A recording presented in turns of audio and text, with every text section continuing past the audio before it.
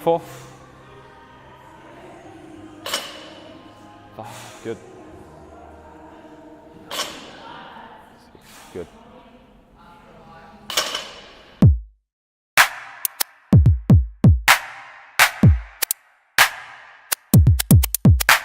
All right, guys, so that was a sumo deadlift there. So it's a really good variation to your conventional deadlift.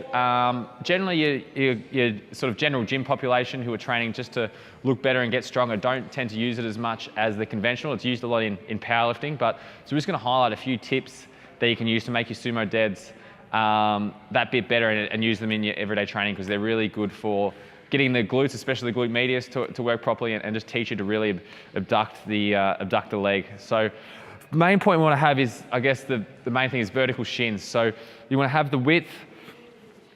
Obviously, you want to get to a point, so the more flexible you are, the more wide that you're going to be able to go. So if you're not very flexible, you want to get to this vertical shin position, and then if you see, as I go wider, my shins are falling in because I got tight adductors and I just can't get them out. So you want to start at a position, it might only be this wide, or if you're flexible, it might be a bit wider. So you want to find a position where you can get that vertical shin starting position, and that's where you want to be. So obviously the torso is going to be a bit more upright than a conventional deadlift. And obviously your shins are going to be not vertical at the top. At the top, they're going to be coming in. But the main thing is, so if Tyler gets into the starting position now, we'll see. So we get his normal starting position.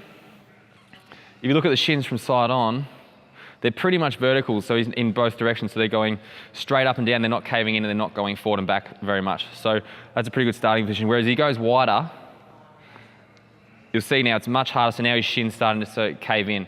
So that's obviously too wide for him. So another benefit of this is it reduces the range of motion of the deadlift. So not that you're really looking for that from like if you're just training for, to basically, look better and get stronger. If you're a powerlifter, you want to reduce the range of motion, but for what we're doing, you don't really want to do that. So a really good way to warm up for these as well, we'll show you, is a kettlebell deadlift against the wall. So I use this as a warm up for my sumo deads, just to get my glute medius firing and just make sure I'm really keeping those shins vertical, because it forces you to do that. So Tyler's going to come over here.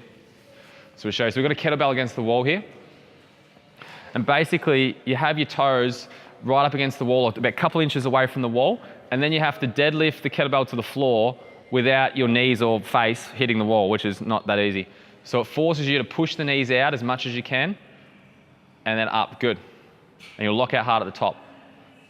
Push the knees out, so obviously the torso has to stay completely vertical. It's a little bit low, you can see he's got a bit of pelvis tuck at the bottom there, but it doesn't matter for this because it's just a warm-up exercise. Okay, we'll do a couple more. So you can see there, the knees are coming forward a bit because he has to keep his torso vertical, but he's getting pretty good there. So if he comes in a little bit close, tiny bit closer, we'll see how he goes with that.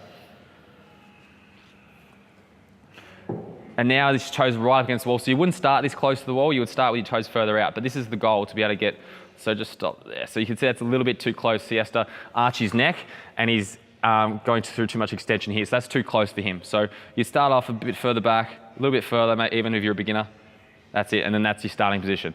So this is a really good exercise to do, guys. Like I said, to teach you the sumo deadlift, I would try it here with the kettlebell first, and then move to the bar and try and get that vertical shin. So yeah, worth giving it a go, guys. Cheers.